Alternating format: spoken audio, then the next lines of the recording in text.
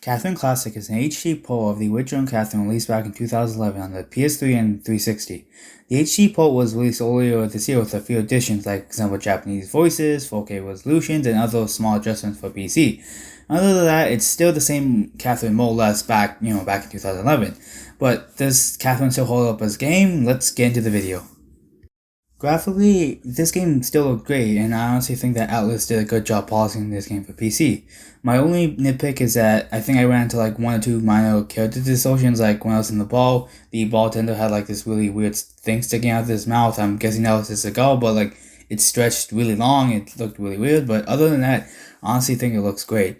And the voice acting for me is really solid, at least for the dub, because I usually play most of my games in dub. But honestly, a lot of the normal Atlas voice actors come back to play roles. For example, you can hear Michelle Wolf, Troy Baker, Yuri Lothenwell. That's I think how you pronounce his last name. But some of those voice actors return here too. But honestly, I really do think that the English voice actors really make this game better for me, and makes me feel a lot more involved. Now I think we should move on to the gameplay. And if you know anything about Cathrine, this is a hard game. I've been playing on normal so far, and I can say I've died numerous times, especially on like the ice level, just because that one is really hard and I don't like ice levels. But that just speaks to the actual hardness of the game. And I honestly think that would be far worse than higher difficulties. But again, I've only been playing on normal.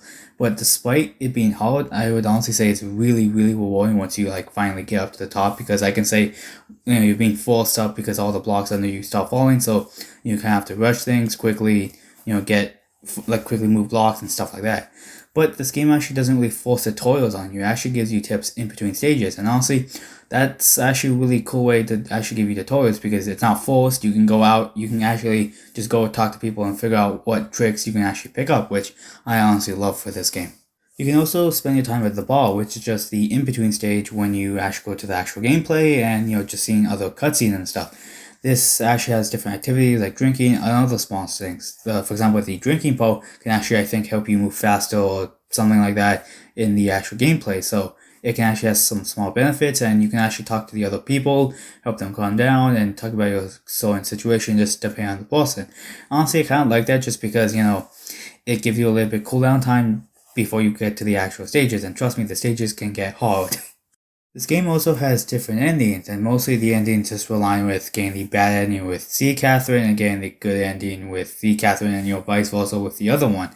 And a lot of your decisions help change that. For example, if you answer a different question at the confessional booth in the gameplay part, then it will change your like outcome, or change you if you're on the good side or the bad side, stuff like that. And just other small decisions can help you actually decide which Cathrine you actually go with, or something like that. I haven't gone to the ending yet, but like I can guess which one would lead to which one. Kind of, I don't know. It's kind of loose on which one I'm actually heading towards, but I can assume if you actually know what's up, then you would probably pick one. And honestly, I think that adds a lot of replayability, just because there's two different Cathrines, so you would want to go with both of them just to see what ending you get, or you could just look it up online. But I'm not gonna do that yet, so. There's also a two-player battle mode, but I think that one can only be unlocked if you get golden rank in a certain stage, and I actually haven't gotten that yet. So, that I can't really comment on that, but it's nice that they have a two-player battle mode, which I think you can actually, if you have two people, you can get either help each other get to top, or you can screw one of the other guys over and, just get to the top yourself. I don't exactly know since I haven't played it, but I'm sure it's fun. Honestly, I really do think that the gameplay really holds up, but the story not so much. And what I mean by that is that all the actions that Vincent takes is pretty damn stupid. Like, he could have just, broken up with the C. Cathrine a lot earlier, and, all of this would have been avoided if he didn't, like, later on. And there's also Vincent's friends, which is fine for the most part, but you don't really get to know them, and that kind of sucks. And, most of it just follows Vincent, and I don't really like Vincent as much. And even the same thing in the original Cathrine, you don't really get to know K. Cathrine as much. I know in Full Body you get to know a lot of more side stuff, but again, I don't have Full Body, and I'm just going off the original.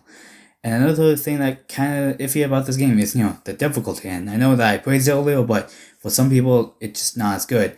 And if you don't really like hard puzzle games, you can stay away from this. And I know there's an easy mode, but I still assume that's kind of hard. But again, you can actually try that easy mode out, and if you don't like it, then obviously just don't play it. But I really do like Cathrine. It's a really fun puzzle game, and the story isn't as good as I was expecting, but all the other parts still hold up with me. But before we finish the video, let's go on the likes and dislikes. The likes, good PC port, great graphics, great gameplay, and fun side characters. Dislikes, bad protagonist, not so great story, and it's kind of hard for newcomers. But honestly, whatever console you get this for, either being the PS3, 360, Steam, or whatever, it's a good buy. And honestly, thank you guys for watching, and see you guys later.